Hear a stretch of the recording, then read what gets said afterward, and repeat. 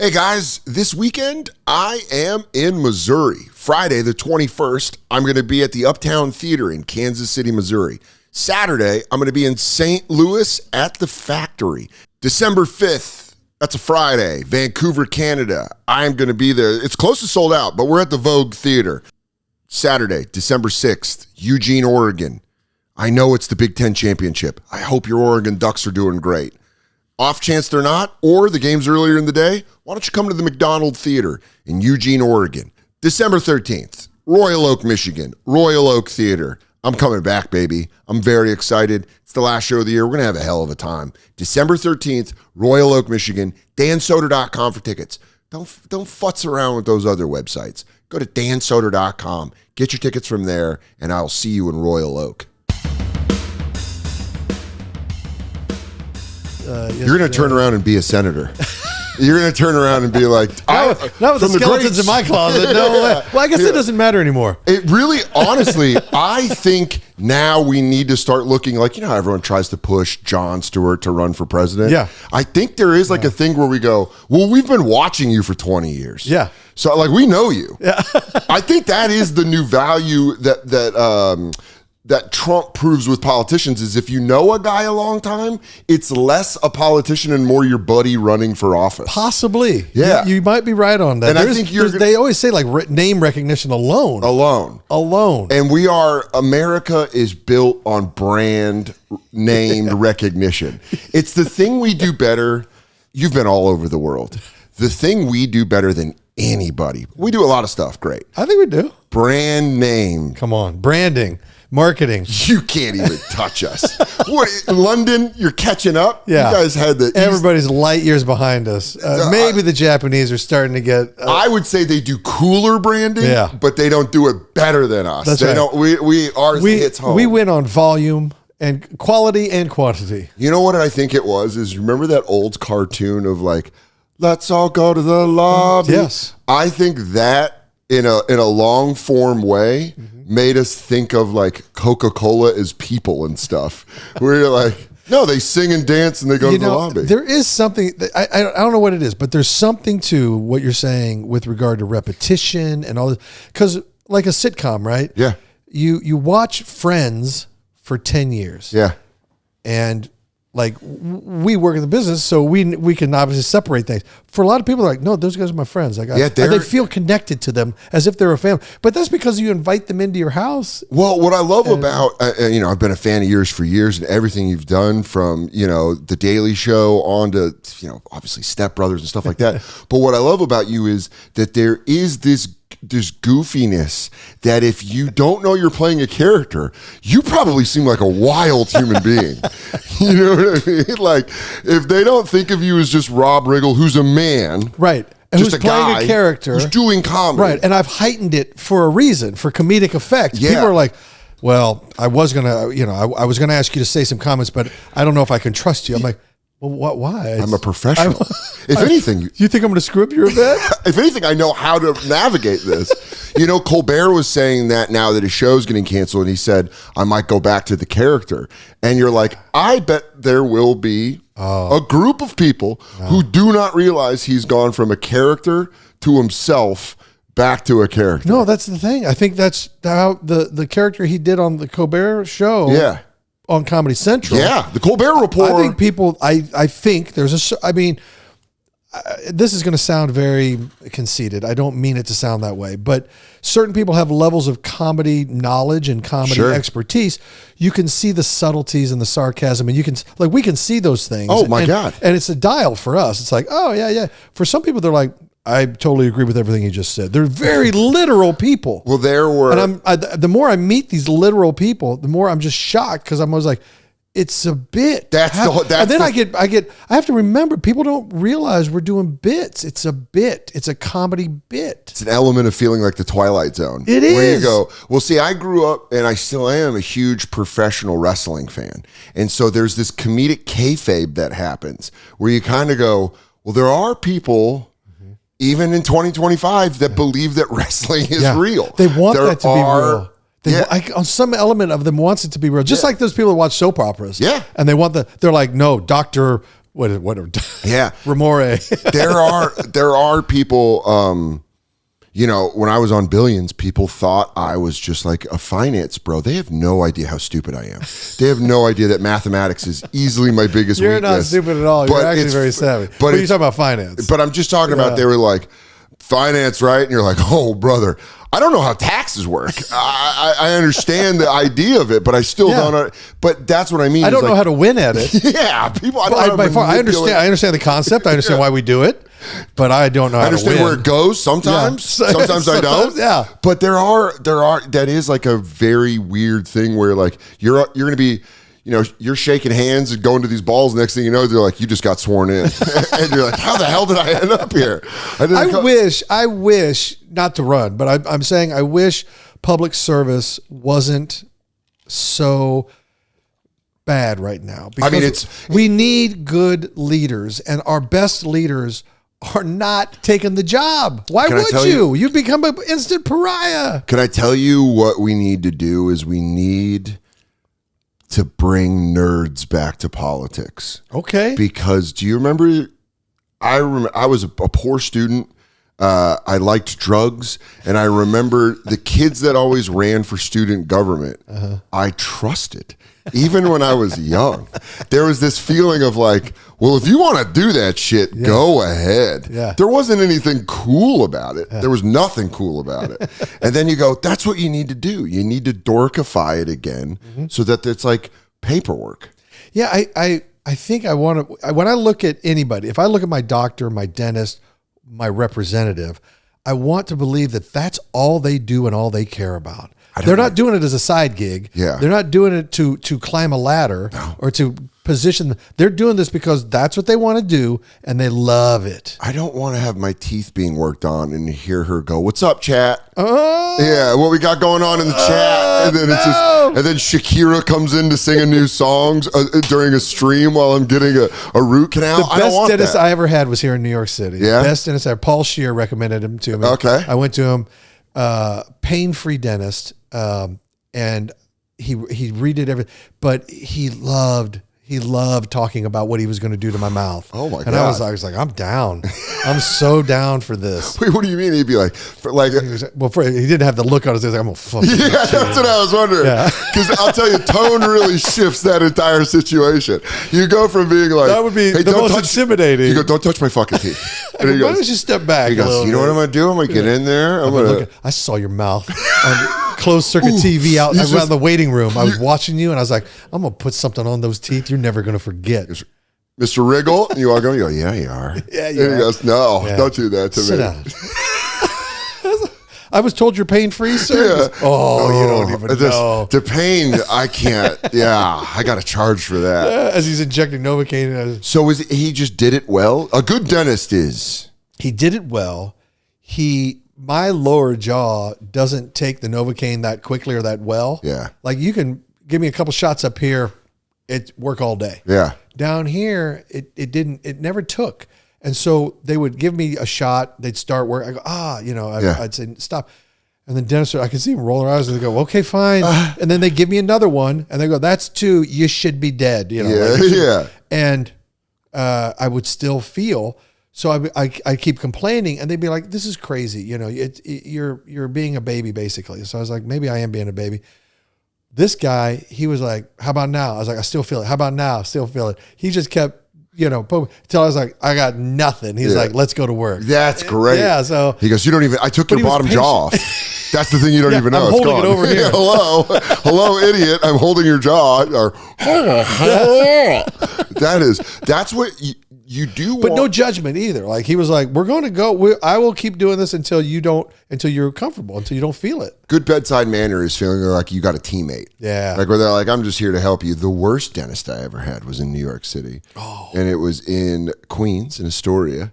And the guy in Astoria, past a certain part, it's like row homes, but they're also businesses. Mm-hmm. So you go to just this house, right? That's always interesting. And then I walked in, and I'll tell you what, it wasn't the house that bothered me. It was very nice. Once you got inside, you realized that it was an office, an actual dental office. The guy came around the corner way too spray tanned in like scrubs and just. Did he have jewelry? He had a necklace. Okay. He had a necklace. Right, I didn't look at the hands because there was gloves on it. Yeah. But he was way too New York. He was too Queens. He was like, "How you doing?" He's like, talk, in my mouth, and he's like, "So, who are you a fan of?" I'm like, "The 49ers," and he's like, "Nah, you guys, your run game's not that good." And then he didn't. It felt like he just went like, "Boop, boop, boop, boop, boop." Oh yeah, you're good to go. And I went, I don't know. I don't know dentistry, but that didn't feel like he did anything. That didn't feel right. That felt like I went to him twice, and then I was like, "I'll just wait." My Prince Charming is out there. It's like when you go to a Jiffy Lube. Yeah, and you leave the car, and they come back and they go, "Yeah, it's all done." Yeah, you're like I've been looking at it. I feel like you guys. He goes, we're underneath working. We're underneath. They definitely Jiffy Lube. He did a Jiffy Lube clean where he just was like, I don't know, it's good. This guy doesn't even know what's going on there. He doesn't know what a bicuspid is. I could do this all day. I do this all day. I don't even actually look at their teeth. I've been wanted by the Gambino family since '87. He goes, truth be told, it's my brother's dentist. He goes, I'm not even a dentist. And I just take his smocks. I come down here, I poke around a little bit, I go back upstairs, whatever. I got a sauce going, I got to go start it. You're good to go. Don't eat sweets. What are you, a child? And then you leave and you go, it is good dental. That's how, just a New Yorker breaking your diet down. What are you, fucking 6? Stop eating candy. Yeah. He goes, just stay. I got a sauce. I love it. I got stirring it. He asked me, how many times you brush a day? You're like, huh? Now I have a great one. I have a great one in Midtown, and she's nice, but also it's like I was raised by a single mom, and it reminds me of the same energy. Where she goes, what? And you're like, my tooth hurts. And she goes, okay, come here. and then she goes, okay, there's something comforting for you. It is. Dude, it's the energy. Yeah. It's the way that you like that the guy was like, yeah, I want to get in that fucking mouth. I'm going to fuck your mouth I don't know up. what your problem is. We're going to lock that down. I'm going to wait to touch your teeth. Guys, it's fall time for new clothes, but also it's jean season, baby. This is when you bust out the jeans, and the perfect jeans, well, they're there for you, baby. Their 4-way dynamic stretch means you have seconds, thirds, even the whole pie this Thanksgiving, and you don't got to even pop a button. The jeans got that give, dude. Style-wise, take your pick. 18 washes that go with everything, from basic blues to gray and white, which makes finding your perfect pair easier than dodging Uncle Bob's political rants at Thanksgiving. I just riffed that. I definitely riffed that. I didn't read that off a sheet. I riffed that. I'm just joking. This is Dan Soder, and I did not just riff that. I have to give read voice while I'm doing the reads. Guys, let's just cut to it. Perfect jeans are awesome. They're comfortable. They fit. They feel like sweatpants. They don't feel like stiff jeans. So don't let stiff jeans ruin the holidays. Join over 500,000 dudes who have uncrushed their nuts with the perfect jean. Head to theperfectjean.nyc or Google The Perfect Jean. And for a limited time, listeners get 15% off their first order, plus free shipping, exchanges, and returns. Just use the code SODER15 at checkout. That's 15% off your order with code SODER15 at theperfectjean.nyc. Save today and stay perfect.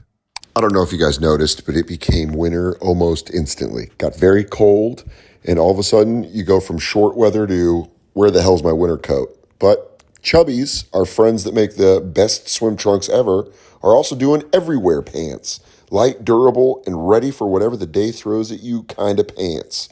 The everyday pants, comfortable. You can wear them outside. You don't look like a slob. It really works. You just toss on a flannel overshirt with the everyday pants. Go out and get that coffee or pack of cigarettes if you're still really cool. But if you're the type of guy who gets around, Chubbies everywhere pants should be in your top drawer. Like I said, they're lightweight.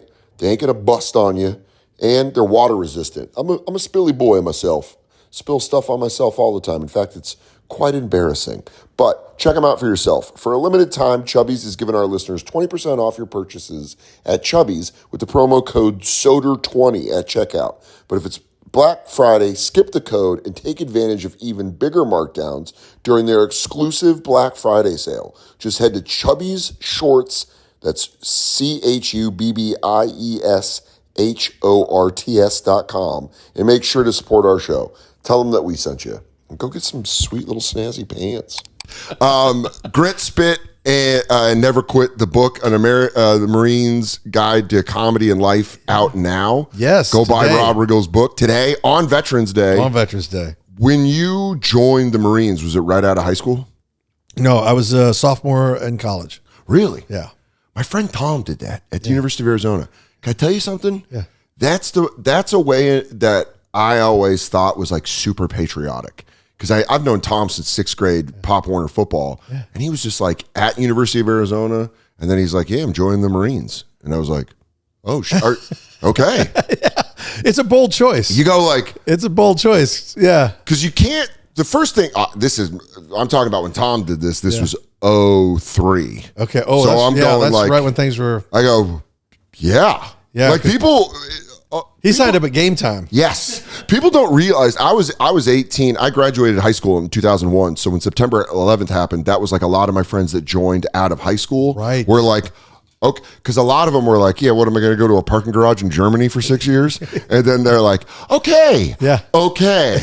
Like things change. Game time. Yeah, it's game time. Yeah. So when Tom signed up, it was, I believe, right before the Iraq invasion? Yeah, right before the Iraqi invasion. Yeah. I want to say it might have even been after. But I think we invaded in April of 03. Yeah. Iraq. Yes. So that's what it was. 03, yeah. It was after that. And then he spent time over there and he led a team. I don't know if it was Marines or Army. I don't want to fuck it up. Yeah. Tom, I'm sorry. I'll see you when I come to Chicago. But it was one of those things where you're like, when you're in college and someone joins, you go, fuck, all right. Yeah.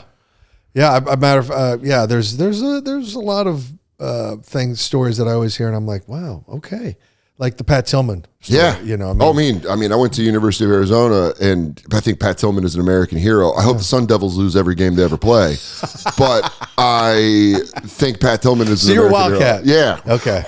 Yeah. There it is, dude. Let's go. Let's go Arizona. I spent a lot of money to go to school there, all on loans.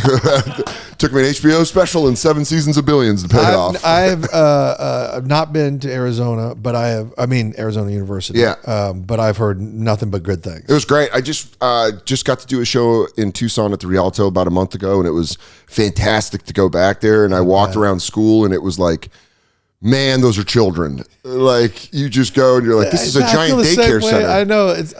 I went to the University of Kansas and I go back home. Oh, all right, Jayhawk. We had a rivalry with you in basketball when I was at school. Well, heck yeah, because you guys were awesome. And so is Arizona. This is when you guys had Kirk Heinrich and, and Collison. And Collison. Those guys. But we were down 20. And Kansas is a great basketball school. It's a good school. It's a good basketball school. I think there's certain universities, everybody's had their thing, right? Yeah. And you're lucky actually, because you actually have football and basketball. It's switched. It ebbs and flows, but you have a pretty consistent appearance. It always depends on who the football head coach is, but basketball at Arizona stays baseline pretty good. Pretty good. Yeah. And I think there are certain places like Michigan has the big house in football, right? There's certain cathedrals to the sport. And I think Allen Fieldhouse at the University of Kansas is definitely one of those cathedrals. It is to the sport. I would put it up there with the Coliseum for USC, Notre Dame, Big House. Yeah. I mean, there's so many legendary places for sports. You know what's weird is college baseball's never gotten the run to get that kind of like. I know. I always remember it as a kid watching it. Yeah. In the summer. Yeah. And it would always be up in Lincoln, Nebraska, or Omaha. Yeah, they do the Nebraska, the College World Series in Omaha. And there was usually the same cast of characters. It'd be Arizona was always be in it. Always. Like your Oklahoma schools. And Oklahoma then an SEC like an Alabama or Florida State. Florida State was great. Yeah. But it never got the like push that basketball and college football got. I don't know. And it's America's pastime. So It's great. I don't understand it. Katie, my fiance. I will say this. I'll tell you a story. So Allen Fieldhouse, if you've never been, I say go, because if you're a fan of the sport of basketball, especially college basketball, well, this is where it was invented. Yeah, I think you got to go. You got to treat yourself to a game there. Yeah, because it is a special environment for basketball. So my girlfriend Kasia, who's in the other room, she's a professional golfer. Okay, she's from Poland. Okay, I went. Coach Self asked me to come back and host the Midnight Madness practice, right? Which at KU is a big deal. It's at Arizona at the McHale Center. It's a big deal. It's a big deal. I can imagine it's nuts in Duke. And midnight basketball means they can open for practice. Yes, it's the first practice. Oh, you know what you do though? The recruits come out and dunk, and students get so crazy. Yeah, dude. Freshman and sophomore year going to Midnight Madness So we got 16,000 people in the field house. It's laser lights, smoke. They do all the Kansas Jayhawks like that. They're stuff showing the videos. They made these videos, the highlight reels. Yeah, everyone's it's electrified, right? So I come out, I'm hyping I'm getting going. It's it's everything you'd hope it would be, right? Yeah. And I go sit down next to her, and she kind of looks at me, and she's dazed, and she goes, "You do all this for amateur sports?" That's so funny. And I had to go, "Oh, baby, let me explain how it works." Yeah, sure. They're called amateur sports, but in her mind, she was like, "This is crazy. For like kids? You guys do this for college kids?" Yeah. The college athletics. I think this is the only country where it's like a huge business and thing and like culture. It's a huge culture thing. It's a culture for sure. And you grew up in Kansas. I grew up in Colorado. When you grow up in the South, Midwest, anywhere, you know what? I hate to say this, Northeast, anywhere but the Northeast. Yeah. College football is much more important. It is. I came to New York and no one gave a shit. They're like, "Yeah, we got Rutgers." Yeah. And you're like, no. What about Saturday mornings, waking up? What about the tailgating? What about the whole day, the whole Saturday, the day buzz? It's like it all matters. Day drinking for college football, but also just college football. Like from the time I can remember being little, waking up and seeing like a random. Now we both grew up in Big 12. Yeah. Area, so watching like a random Oklahoma State versus like Kansas State and being like, I love this. But that's the thing, like I have great memories of going to Big 12 games. Yeah. Whether it was because I had friends when we'd drive down for a Oklahoma State Bedlam, one of those games, right? Or whatever. But if we went to KU game, there's a tailgating element. You go, you have a couple Bloody Marys, you're grilling some meats, you're eating, you're having a couple beers. It's time to go into the game. Our football wasn't that great, so by halftime we're out of there. Yeah. But we you go over to the wheel or to a bull, to a bar, and you keep drinking and socializing, and just that afternoon autumn buzz. Yeah. I mean, nothing better. I don't think there's much better. I hope when I go to heaven, that's part of it. That's the feeling, the walk around feeling. That's a big assumption I'm getting to heaven. Yeah, but walk around feeling is God goes, it's pretty nice, huh? It's day buzz. Yeah, day buzz. How much are you loving this? Yeah. And by the way, no sleepy afternoon. Yeah. You like that smoky smell of burning leaves in the background? It's pretty cool. That's autumn. That's just for you. That's not a stroke. Yeah. There goes. There are no strokes here. Have fun. I remember not even going to games, but like being in college and waking up and a friend hurting from the night before and being like, "Hey, I got breakfast burritos and some beers. Oklahoma's playing Texas," and you go like, "Yes." And then you find out an afternoon game. When I moved to New York, I had a friend from Colorado move out and move in with me, and he was like, "Where's the college football?" And I was like, "Our apartment." And then we would just drink on Saturdays. We would get this. I wasn't getting spots yet, so I was like, if I wanted to go do spots, I had to go out and do a bar show and stuff. Yeah. So on some Saturdays, I'd go, let's just throw the whole Saturday away, and then just like drink and watch college football clear into the night. I remember those days. I really do. When you Saturdays were just dedicated to watching football and having a couple beers, nursing the hangover from the night before. Maybe if you were really motivated, you might go play some golf. Maybe not. Great. But when I was in New York, I remember there was a sports bar up on the Upper East called Ship of Fools, and they had like 16, 20 televisions going. So you could catch games from all over the place. I'd go up there and just have some chicken fingers and some beer. And find a nice little booth. Did that become cooler? I'm assuming this is when you moved here was for SNL?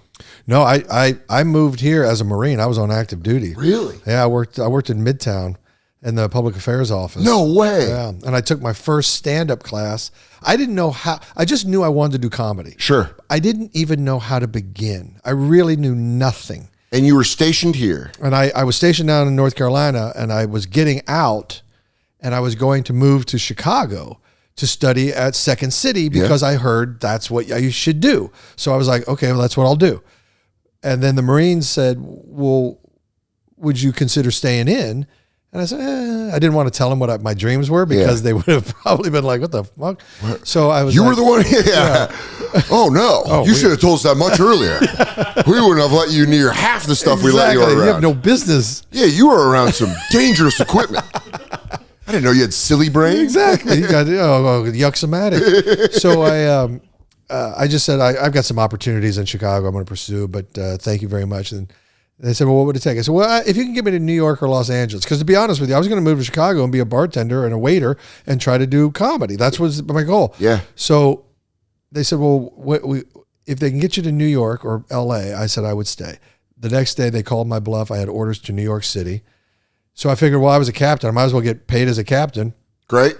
And have, move to New York. Benefits? Benefits, everything. So I would do 3 years more here. As a captain, Marines during the 8 to 5, in Midtown. And then at night I'd go do comedy. So when I got up here, first thing I did, I went and found a sports bar, Ship of Fools in my neighborhood. There you go. And then they had a rugby team. That was the New York Rugby Club. So I ended up playing rugby with those guys. Because I knew no one when I moved up Great here. way to get in there. I knew no one. And I met a bunch of really nice guys and people. So I had friends pretty quick and was part of that group for a while. And then I realized, hey, I came up here to do comedy. That's what I came here to do comedy. So quite literally on the way home from Ship of Fools to my apartment, I walked right by Comic Strip Live up on the Upper East. And there was a little sign that said classes. So I went, I got to start somewhere. So I signed up for classes and I took 8 weeks of classes with, D.H. Sweeney, is that his name? Oh no, D.H. Sweeney. I know that name, but there was another woman teaching it when I moved here. Okay, but I know what you're talking about. I know which class you're talking about at Comic Strip I think Live. D.H. was over it. Yeah, he's like, well, we do 3 jokes per minute here. Set up, punch, set up, punch, set up, punch. Yeah, it became more of when I moved here in like the aughts. It became more of like a. If you sign up here, I can maybe get you spots on real shows. Okay. It wasn't like, it became more of like a hustle. Yeah. Like, this feels hustly. It's time for your favorite hypochondriac to talk about his favorite little app. That's ZocDoc.com. Ooh, when I have a rumbling in my tummy or an ache in my knee, is that a doctor's appointment I need? Well, if it is, you can go to ZocDoc.com or use the app. ZocDoc makes it an easy way to find the right doctor right now, all online. You'll probably be able to book an appointment before the end of this ad. All I'm saying is, you need a specialist, they've got it. Whatever you need. It's a free app and website where you can search and compare high-quality, in-network doctors and then click to instantly book an appointment. And once you find the right doctor, you can see their actual appointment openings. Choose a time slot that works for you. Click, boom, you got yourself a doctor's appointment. So stop putting them off. Stop putting off those doctor's appointments. Go to ZocDoc.com/Soder to find and instantly book a top-rated doctor today. That's ZocDoc.com/Soder. ZocDoc.com/Soder. Let's get back to the show. So I went in and I took these classes and I hated the classes because I didn't realize how terrifying getting up on a stage was. Oh, and you had never done it at that point? Never done like an open mic? Nothing. And I was in the Marines. I'd flown planes. I'd deployed. I'd done. Yeah, you'd done real shit. But this, I think being on stage terrified me on a level I didn't expect. Like real vulnerability, real fear. The kind of fear that when I finally got up to do my 5 minutes, I didn't bring anybody. I didn't, you're supposed to bring 2 people. I didn't do, fuck that. I'm not bringing anybody to see no one's seeing me do this shit. Exactly. So I got up, I did my 5 minutes. And it was 5 minutes of jokes that I wrote that I hated. I hated the jokes that I wrote. I did not believe in them. It was because I did his formula of 3 jokes per minute. Well, I'm more of a storyteller, Eddie Murphy delirious type. Yeah, right? You can't. I like to tell stories and do characters within the stories and animate myself and heighten. And that wasn't happening. It was 3 jokes per minute. So I'm right on. And that is a very old timey, Catskills, Borscht Belt. Like, you know what you got to do? You got to go out there and you got to talk to them. And what's funny is when that comes around in comedy, as far as like even streamers now will be like, we've noticed if you have 3 jokes a minute, and you go, let me figure it out. Let me figure out my own comedy. And I think that's what takes the time. And the repetitions is you have to find your voice. You have to figure out that doesn't work at all. Yeah. This feels awful. And then you find ways that it doesn't feel awful or that it feels better or this works. And now I see what they meant when they said this. So anyway, I got up, I did the 5 minutes. It was like a car accident because I was in shock. Yeah. I really was in a state of shock. Someone with a flashlight going, what's your name? I couldn't hear the crowd because the heartbeat. The heartbeat in my ear, the blood rush. I wanted to be off the stage the second I walked on, but I knew I had to power through it. So it was like being in an accident. I was in a state of shock. Was there a part of your Marine, and this is just as someone that's not been in the armed services or whatever, but like, was there a part of your Marine like that you knew like, all right, I'm having, the fact that I got on the stage was all the Marine Corps right foot, left foot, because mine was like just straight booze. Like I just drank a couple beers, and I was like, I want to yell some shit at you. Yeah. But I'm thinking when you have these tools that you've developed in the Marine Corps, where you go like, all right, soldier, that's your heartbeat, and get it out of your ear. I wish I had that level of skill. Okay. I didn't. The Marines did provide me with, you're not quitting, and you're not backing out like a pussy. Great. So those two things got me on the stage. Big things. Because left to my own devices, I would have walked. Yeah, you're like, fuck this. I would have said, fuck this. And I said, it's not the right time. It doesn't feel right. I would have come up with 1,000 excuses. And but you see people in comedy do that. And the Marine in me was like, go up there, yeah, take your fucking medicine, yeah, and let's just get it over with, yeah, and let's see what happens. Yeah. So I went up and I took my medicine, but I was never more petrified, never more in shock. So when I walked off the stage, here's the thing: I couldn't hear the audience. Sure. So I didn't even listen for a laugh. Like I knew I had 5 minutes to say, and I'm going to say it, and I'm going to get the F out of here. Yeah. So I said my 5 minutes, and I got the fuck out of there. On the way out, guy goes, "Hey, whoa, don't forget your tape." And I didn't realize that they videotaped me. Yeah, I got that VHS. So I took the videotape. I got back to my apartment. I sat there, and about 2 hours later, my adrenaline had cooked off. Yeah. And I was like, okay, I'm going to watch this fucking thing and see what happened. I popped it in. It wasn't as bad as I thought. Now, it wasn't great. It fucking sucked. But it wasn't the level of hatred that I thought was out there. Yeah, you watch and you go, oh, that actually makes sense. In fact, there was a couple laughs. There was a couple laughs that had I let it breathe, it might have done okay. But I was like, I started talking and drowned out the laughter. Like, gotta get those learn, right? 3 minutes in. Exactly. Gotta get those 3 jokes in per minute. So I realized it wasn't that bad. But what I also realized was I hated that experience. I hated it so much that I thought I had made a big fucking mistake in my life. Is that the thing where it's like almost like in a sense like post-nut clarity where you like do it and then you go like, oh fuck, I promised a lot of things. I said I and love you. And you're like, I'm in New York now. I transferred here. I quit flying. I quit flying in the Marines to get on the ground. I quit my flight contract, and I had my pilot's license in college and everything. I quit flying so that I could become a ground officer so that I could pursue comedy. And then you do it and you go. And then I did it. Skeeved and out. This was all sight unseen. I don't know what the fuck I was thinking. I just had a dream, right? And then I did it and I realized I hate it really hate it because I just...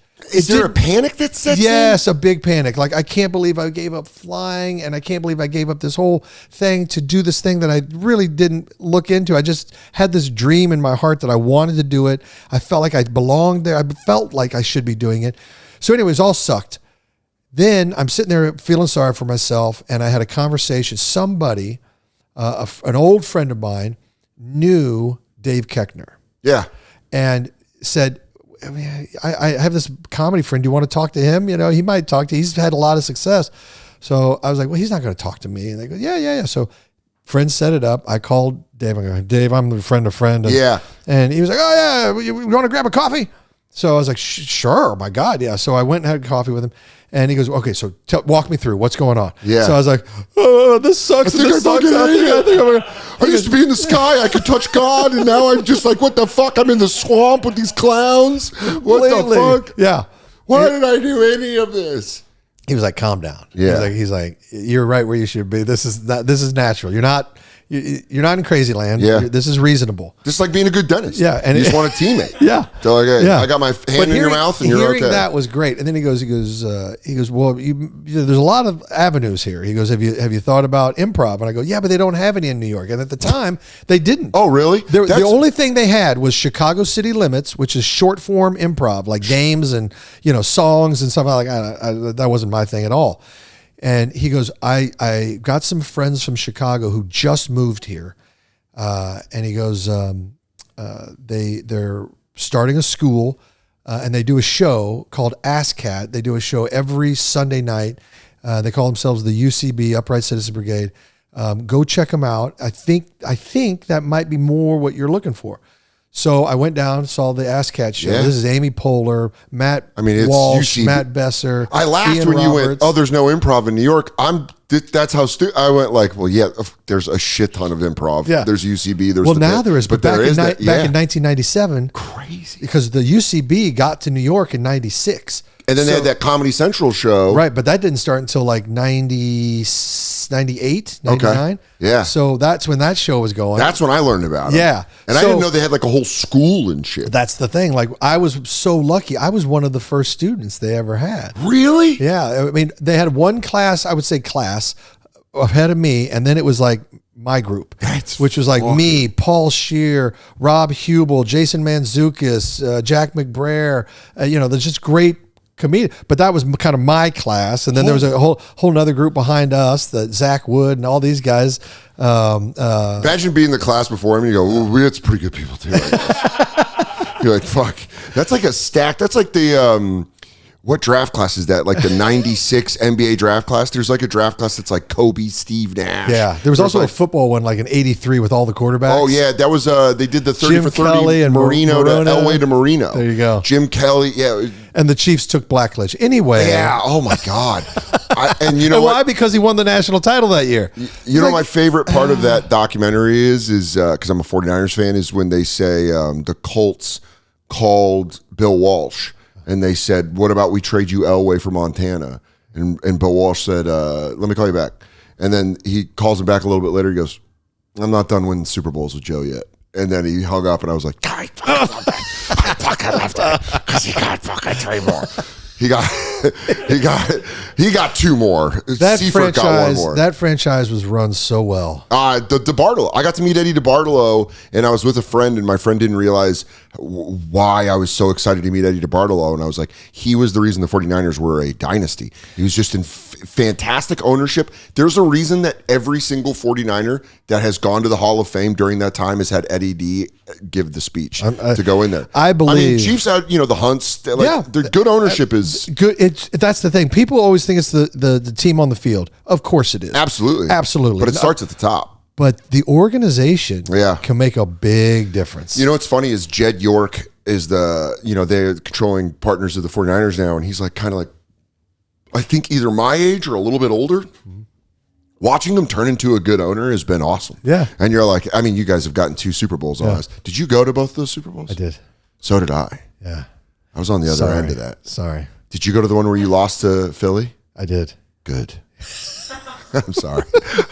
By the way, I just needed you to have some pain that I saw. So the last 3 Super Bowls I've been blessed to get to go to. So the one 49ers, that was. So you went to Miami in 2019? I went to Miami in 2020. I did not go see the Buccaneers. Bucs ones. I think there was like 10 people that did. Yeah. I think it was because it was lockdown time frame. So didn't see that one. I went first to year of COVID. I went to the 49ers one. So you went to the one in Vegas. And I went to the Eagles one before that. The ones where you beat Phoenix. the Eagles. Yeah. Went to that one. Yeah.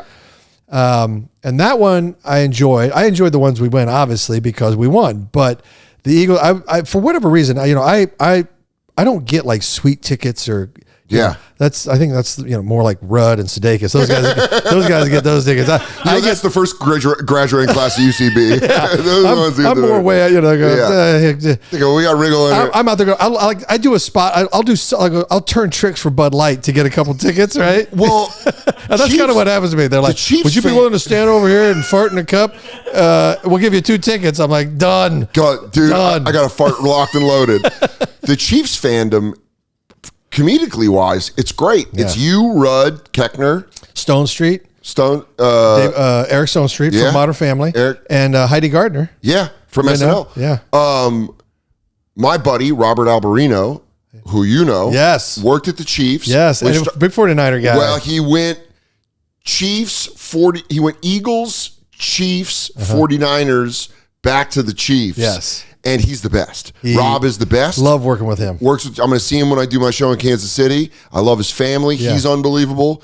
Him going to the Chiefs the year they beat the 49ers twice, knowing how much he enjoyed it because of how it ended with the 49ers, was so tough to watch a friend get genuinely like, oh, you know what? Good for you. Yeah, a little justice. Vindicated. Yeah, a little justice. Little justice. Yeah. And then the second time I went, I'm not as happy for you.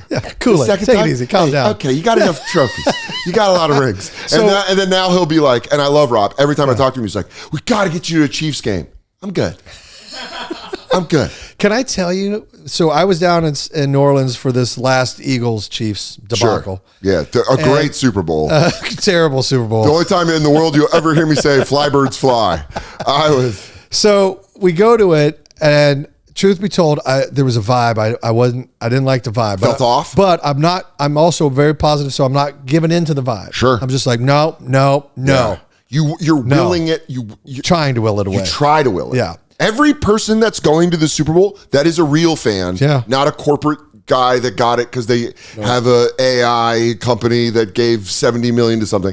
I'm talking about the fans that go there are all on edge in a way that is hard to explain. Right. Everyone's doing that. Everyone's going, if I take this step right, we'll win. If I take this step right, we'll win. You're like, it's almost truly everyone's doing that. I would rather, and this sounds weird in a way, but I give me the loss at the wild card level. Yes. Don't let me almost taste the ring and then take it away. That's the hardest. I would say, I went to the Vegas one and I was with Michael Che because he's a 49ers fan. That was a very hard loss. It was. 2019. Yeah. To me personally, I don't think I can feel a worse sports moment because I was there. But more importantly, I grew up with Mike McDaniel, who was the offensive coordinator, or he's the run game coordinator at the time of the 49ers. So my middle school best friend is the run game coordinator of my favorite team. Yeah. They lose in the Super Bowl, and then you go to that after party. And you're like, did you go to the after party after they lost? No, I retreated. You didn't go. I went. You got to go. If you ever get the opportunity. Well, no, I went to the Chiefs Hotel. Okay. Because at New Orleans, the Eagles had a hotel, the Chiefs had a hotel. I went to the Chiefs Hotel. Okay. So at least there was some red and some safety around. Sure. Because the Eagles fans were consuming the quarter. Yeah, that's what happened to me in Vegas with you guys. It's just red and yellow. Yeah. And my favorite was after Miami. After the day after Miami, I'm flying back to New York, and there's Chiefs fans in the TSA line. And I'm wearing my 49er hat. Yeah. Because I'm not scared. No. You keep wearing. You don't take it off the next day. I was sitting there like this. Yeah. Win or lose. I'm with you. I was sitting there with my 49er hat in the TSA. And by the way, I didn't shed a layer. Yeah. When I walked into the French Quarter that night. And dude, this is the best. This was the best. They're all, all the Chiefs fans. Yeah. I can't believe we won. Oh my God, we won. It was so fun. And then I waited my whole life for that Miami it was 50 years. Yeah. And I go, I told the lady in the airport, I go, I hope you have to wait another 50. and then you guys have just been on a roll since. But I was standing in that TSA line, and everyone's going, huh. And one of the TSA agents, this old black dude, is like telling him, he's like, y'all looked great last night. Y'all looked great. And then he sees me, he goes, I see you, big dog, like that. And he goes, I see you repping. And I went like that. He goes, stay strong, like that. And it got me home. Yeah. That was all I needed. I was like, he gets it. I was just sitting there like, I fucking hate this. And everyone's like, oh, fuck. So I was at the New Orleans one, right? Yeah, we were never in it, right? Yeah, the Eagles blew you guys out. We were never, there was never a moment where I was like, here we go. Every other one you guys have been in has been a great game. And all, credit to the Eagles and their game plan and all this. We just were never in it. We weren't in the game. There wasn't even a moment where like we got some momentum or we had a couple plays. We just weren't in it. So again, because I scrounged for tickets, we were sitting in an Eagles section. Oh. So I'm surrounded by Eagles fans. And they're amped up. I will just say, some of my favorite people that I love more than family members I have, friends that I go back decades with, people that I would die for. Yeah. Fuck that fan base, man. That fan base, when you are going against them, you are just like, Steeler fans can get annoying. Yeah. Fuck the Seahawks forever because I'm a 49ers fan. Something about Eagles fans is they want to fight you. Okay, they so want to fight you. Philadelphia's maintain a level of like, yo, fuck you, I'll throw something at you. And you're like, I don't want that right now. Yeah. I'm watching the game. Please I'm processing on my own here. So you're in the Eagles section. Right. And now let's go back a couple of years when we beat the Eagles in Phoenix. I was also surrounded by Eagles. Great. The whole first half, they're riding me. We're down, I think, 10 points at halftime. That was when Sirianni was like, yeah. So we're down 10 at half. Yeah. I go to get a beer. They're like, where you going, baby? Give me the hot. You might want to not miss this next one. Yeah. They're just loving it, talking that mad shit. By the end of the game, everybody's gone. They all just vanished into the ether. That's what you got to do. And so it was a really nice moment for me. Yeah. Well, now cut to New Orleans. And we're down there. We're never in the game. So I never had a minute to cheer, to be like, all right. Oh, suck it. No. It was a relentless barrage. Yeah. So I'm with my girlfriend. I think that's the only reason they didn't pour beers on my head or get fucking insane. Well, also you're Rob Riggle. Well, I think that made him more crazy. Yeah. They're like, yeah. You're that guy that said fucking Kobayashi eats cocks. Doesn't feel like the Kelly and wine mixture now, does it? I would hate that if they're just hitting you with lines. Shut the fuck up. And all I could do is sit, because I had nothing I couldn't push back. I'll call Will Ferrell and tell him you're a dick. I was just like, and my team was just getting shellacked. So I was like, oh, yeah, fucking, I had to eat that shit. Well, I think it was fourth quarter, 34-6. Yeah. And it wasn't getting better. In fact, they're getting more gassed up. The heat's getting more intense. So now they're celebrating. I looked at my girlfriend. And I think we need to get a beer. So I turn around to everybody, and they're like, they're giving me the hot stroke, the double bird, everything. Yeah. And I need to get a beer to cool down some of these flames. Ha ha ha. They're like, that's right, motherfuckers. So I make nice and jokey joke, and we make our way up the stairs, out the back, down the stairs, and all the way to the French Quarter. I did not turn around. I'm not looking back. I'm not looking back. Well, and it was the best choice I made all night. Getting out is so in Miami. The Super Bowl was in Miami. I was getting tickets through McDaniel the whole playoffs. Okay. I went to the divisional game. I went to the NFC Championship game, all in San Francisco. Nice. But he's the coach. Yeah. They get access to tickets. Yeah. Super Bowl, his wife calls me and she calls me and my friend Chad that we go to all the games, and she was like, all of his games. You're on your own. Well, no, she went, here's the team price point. Yeah. And we were like, holy shit. It was something like 4,000. Yeah. It was something where you're like, I was still working for Fox NFL. Oh yeah. That was one of my last years at Fox NFL. So, and Fox had the Super Bowl that year. That's why I was able to. Great. Yeah. So that's what you need to find. Yeah. That's for people that want to know how to get Super Bowl tickets. You need to find the way to go. You're like a sperm trying to get into an egg. You just got to go like, because at the time, Katie was still at ESPN and she was doing stuff down in Miami for the whole week. That's right.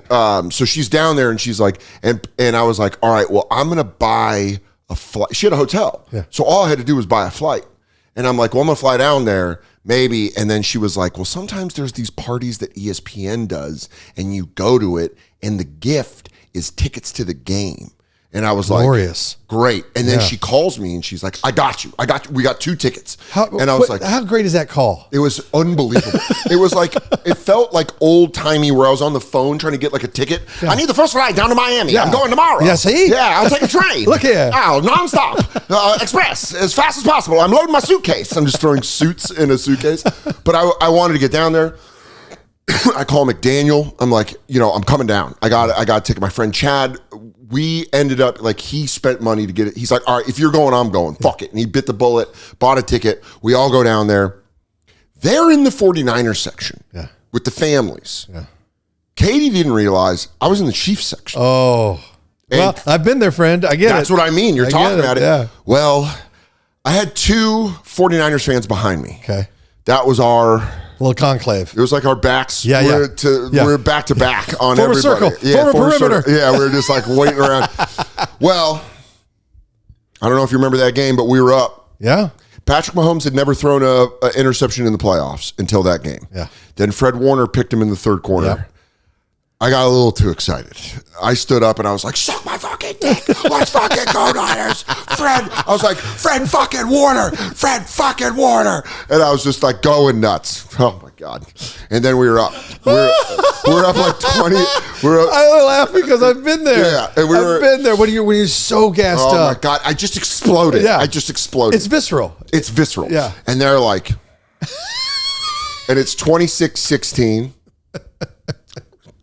Chiefs come back. I forget what it was. We were up 10.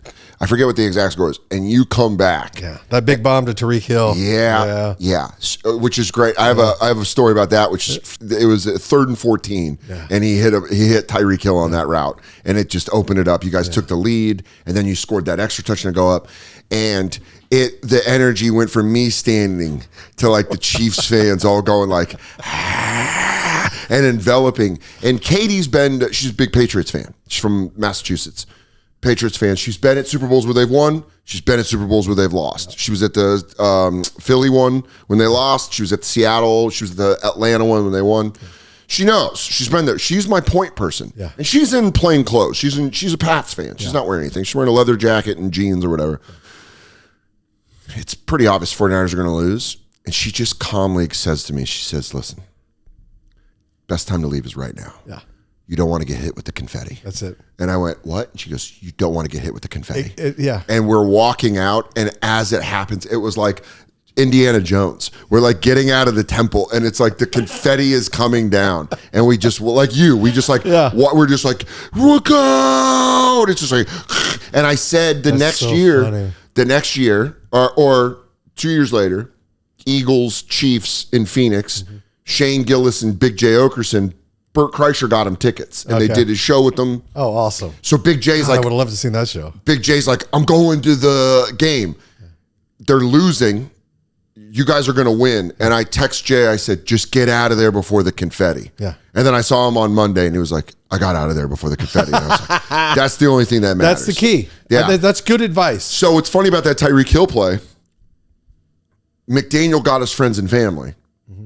We go to the Super Bowl party. Because, a lot of people don't know this. Super Bowls, the teams have a party, win or lose. Yeah. They spend like $200,000 on these things. And they have these like parties with... And they usually have like a name musical act. Yeah. Big. Like somebody that's, it's like, oh shit. So for ours, we get on the bus, everyone is silent. Yeah. You take a sad, quiet, almost like hungover bus ride. Yeah. We were at American Airlines Arena. It was like this outdoor party or whatever. And then the team shows up and they're sadder because they've just put their bodies on the line for this whole season. Right. And then I see my fucking friend and he's crushed. And we're sitting there, and Katie and I talk about this all the time because we remember it. We're sitting there eating tacos with Mike and Robert Saleh, who's now back as our D coordinator. Yeah. And Robert Saleh goes, on that play where Tyreek got that first down, we practiced that a couple times this week. Oh. He goes, we weren't supposed to bite on the fade route. That's what opened up Tyreek. And I went, I don't want to hear about the play. You're like. But that kind of stuff, as you know, too, just from what we do, those little moments, even if you prep, and they'll haunt you. That's I bet that play still haunts him. I know when the plane's taxiing for takeoff. Yeah. Even to this day, he's glancing out the window and he's thinking, why did they bite on that fade? Why did they bite on that? We fucking talked about it. And we had the safety. They think about, and coaches, it's all they think about. But I can still tell you plays from my high school football, that I'm like, you know what? I blew that. We should have got that. This. Well, and the best part is they're sad and we're eating, and then you just hear, all right, ladies and gentlemen, keep it going for the Jabberwockies. And they're just on the stage going like, Oh, and it's all these NFL players. So Katie and I we stayed for like maybe 20 minutes. Chad stayed and got hammered. I just really should. But the Jabberwockies is so funny. I mean, talk about a tough gig. To dance. Just the sad people. The saddest people. The saddest. Maybe in all the world at that moment. They were just at the precipice. Yeah. They were on the cusp of legendary. They just had to push open the gate to the promised land. All they had to do was just step forward. All Jimmy G had to do was hit that long throw, and then you guys are done. And we run out the clock. It was just that one time. But dude, the next morning I wake up and it's just blurry pictures, and Chad's like, Lil Wayne was here, and it's like 4 a.m, and you're like, there's no way I was staying until 4 a.m. Because they did, and that's what they should do, is they should all get blind drunk and then wake up the next day and go, fuck. Yeah. But when you go to Super Bowls, that's the worst part of going as a fan. But you said it earlier, and you said it beautifully, and it's absolutely right, which is there is this nervous energy, and what it is everybody, both sides, pregame, you're both so dangerously close to one of the best highs you'll ever experience, or maybe one of the darkest lows you'll ever experience. Yeah. And so it's terrifying. It is, because there's all these like big companies around, and they're going like, try this new Bud Light Taco Bell, and you're going like, fun. Like, I remember Che got us tickets in the Vegas one. Yeah. And Marcelo Hernandez was there. But Marcelo got tickets also through NBC. But Marcelo was just going to Vegas to go to the Super Bowl and party. So me and Che are like sitting there like, and he's like, you guys try this? He's like coming up. He's like, how great is this? And you're like, I'm so fucking nervous right now. I was at the Chiefs pregame for all of them, but the last one in New Orleans. And I saw some old friends. I saw a couple of friends from high school and things, just like, because a lot of Kansas City folk were down there. Sure. So I was chatting them up, but I really wasn't hearing what they were saying. It's like your first set. It really was. I was kind of like, You're like, I just got to get in there. Yeah. I just got to get in there. I want this over with. Because I was also fighting the bad vibe I had. Yeah. And I'm like, nope. You know what? No. I'm like, in my mind, I keep screaming no. I've said it. I went on Rich Eisen's show and I said this and I meant it. Yeah. I'm never going to a 49er Super Bowl again. I'm 0-2. I've had my opportunity. Had they been 1-1, had we beaten you in overtime and won that game, maybe. Yeah. Maybe. Yeah. But I will never go as a 49er fan. Yeah. And I'm saying this, if you're a 49er fan and you have gone to both of those losses, and maybe the Ravens loss, maybe you stay home. Yeah. Maybe you put that money towards a new TV. Well, and see what happens. Stay home and see what happens. Stay home. Because what if you win? Because if we win, because now you got a new thing going, and then now we got a sixth ring. Exactly. Now we're back in it, baby. Exactly. Now we're back. Now it becomes the best Super Bowl party ever. This is what I'm saying to all the coolers out there. Realize you're a cooler. Yeah. Stay the fuck home. Stay the fuck home. Know yourself, man. And that's the first secret to success. Know yourself. This is exactly why. And that's what led you to UCB. Yeah. Fuck a stand-up class. Half the people teaching those classes suck ass at stand-up. Yes. So why you gonna take a class from a guy that doesn't even know? Those who can't teach, except in improv where they actually improv with you, so you know if they can do it or not. And then after I did all the improv, right? And that gave me, I learned so much. I grew through them. Then when I got on the Daily Show, I shared an office with John Oliver. So John is a dedicated stand-up. Mm-hmm. I mean, really a worksman, a craftsman. He's also coming from that UK style, which is I'm gonna write an hour in a year. Yeah, I'm gonna have a whole hour in a year. And I'll write on the stage. Yeah, like he gets on the stage and writes. Yeah, John Oliver's. I did John Oliver's stand-up show on Comedy Central, and like watching him do like 6 different sets. Yeah. You're like, holy shit. Yeah, those guys are worksmen, right? Yeah. They do the work. So John, I would make him come down to the UCB and do monologues for the Ask Cat show. Oh yeah, because there's always a monologue that starts Ask Cat. And he'd never done that before, but he was smart enough and savvy enough and comedic enough to know how to tell stories. Sure. So he'd come down and he'd be the monologist for the Ask Cat show. Well, then he flipped it on me and said, "Now you got to come do stand up with me." And I go, "Dude, I tried it." And he goes, "I don't care about your excuses. Yeah. We're going." Yeah. So we would get done with work at 5.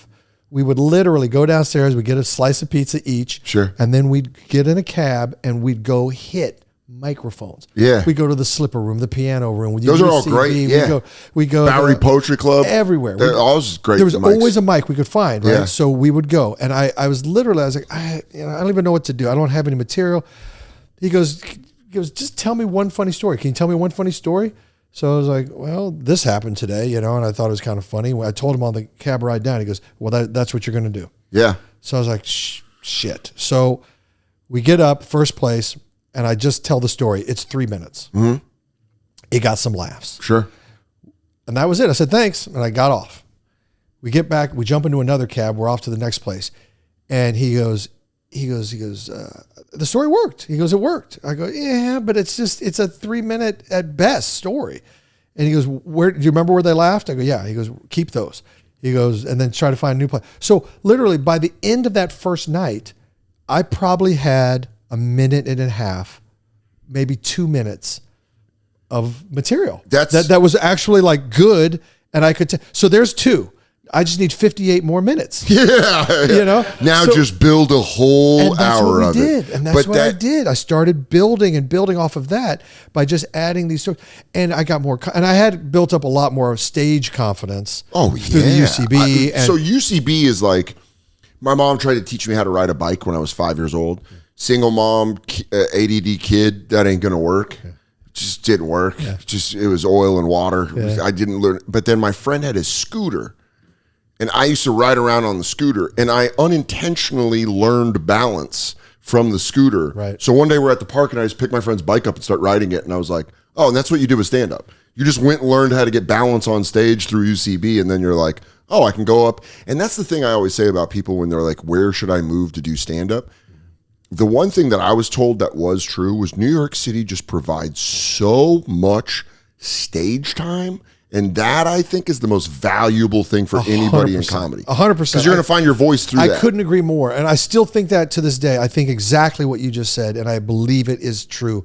And that's because I live in LA now. Yeah. And I know the difference. Yeah, I mean, I've had friends move to LA and go like, Nate Bargatze, when he left here and moved to LA, he goes, I'm going to do the same amount of sets. And I was like, not even close, man. And then he's stubborn. Yeah. And like 3 months later, he goes, I can't. It's crazy. He's like, everything's so far away from it. It's so far. Yeah. It's 30 minutes to get from gig to gig. Yeah. And then, you know, the roster's usually pretty thick.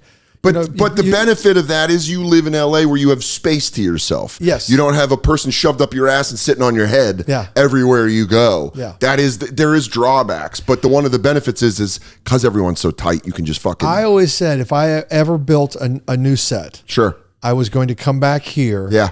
And just get an Airbnb or a sublet. Yeah. And just stay for 3 months and just cook with gas. Every night, open mics, just hit it, and write, work.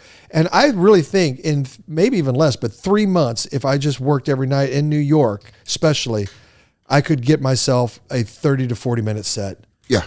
In that time frame that I would be proud of. I'm not going to give up names, but I know a couple comics that live other places that are planning on doing that soon because they just go the amount of stage time and the varying feeling of audiences. Mm-hmm. It's not all the same audience. Right. It's like different audiences. And that's another thing too. The older I get, the more I realize my references mean nothing to these people. Oh yeah, you go.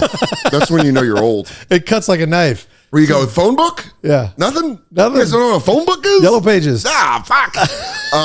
Dude, Rob, I was so glad you were able to come by and hang out. Thanks for having me. This is awesome. And I love watching you. I'm a fan of yours. So thanks for having me. Grit, Spit, Never Quit. A Marine's Guide to Life and Comedy, out now. Go buy it. Make this man a New York Times bestseller. How fucking cool would that be? Happy Veterans Day. This is Veterans Day on the day. Thank you for your service. Thank you. You know, as I said, it's cool as shit. I always think people that serve, those aren't the guys ever to get mad at. You can't get mad at the guys that serve. Yeah. It's the people that give them the shitty orders you can get mad at. I agree. But I thank you for your service and thanks for being hilarious. Thank you. Right back at you. Yeah, I mean, you know, I'm a big fan. So this was awesome. Thanks so much, dude. I appreciate it.